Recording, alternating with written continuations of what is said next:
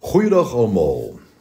Timoteus skryf van Paulus se brief en bekla sy lot omdat hy in daardie geweldige gevaarlike omstandighede homself bevind het. Maar Paulus beantwoord hierdie brief met die volgende woorde. Ons vind dit in 1 Timoteus 1 vers 2. Aan Timoteus, my geliefde seun in die geloof, genade, barmhartigheid en vrede van God die Vader en Christus Jesus ons Here. Nou hierdie is 'n kragtige profetiese groet waarmee Paulus Timoteus groet om hom op te beur en om sy geloof in die Here te versterk.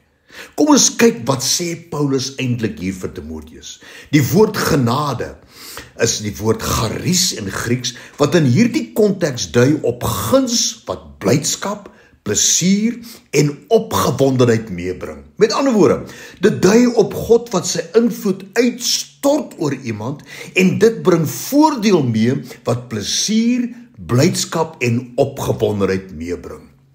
Die volgende woord waarmee Paulus Timoteus groet is die woordjie barmhartigheid. Nou dit is die woord elios in Grieks wat beteken verander 'n ellendige lewe na 'n lewe vol van goedheid en genade. En dan die laaste woord in hierdie kragtige profetiese groet is die woordjie vrede. Dit is die woord eirene in Grieks wat al die volgende beteken: rus, harmonie, voorspoed, veiligheid, sekuriteit, gemoedsrus, geluk, einde van worsteling en om ongestuurd te wees en kom niks kort nie. Met hierdie vertalings in die oorspronklike Grieks kan 1 Timoteus 1 vers 2 soos volg lees. Aan Timoteus, my geliefde seun in die geloof, God se teenwoordigheid in jou lewe sal net plesier, blydskap en opgewondenheid vir jou meebring. En dit sal ook jou ellendige situasie verander na 'n lewe vol van goedheid, rus, harmonie, geluk, voorspoed, veiligheid, sekuriteit en gemoedsrus. God se teenwoordigheid in jou lewe sal verder ook 'n einde bring aan jou worsteling, sodat jy ongestuurd en sonder gebrek sal wees. En dit alles kom van God ons Vader en van Christus Jesus ons Here. Wie die situasie waarin jy jouself vandag bevind, is dalk wat Timoteus ervaar en beleef het toe Paulus hom op hierdie wyse gegroet het.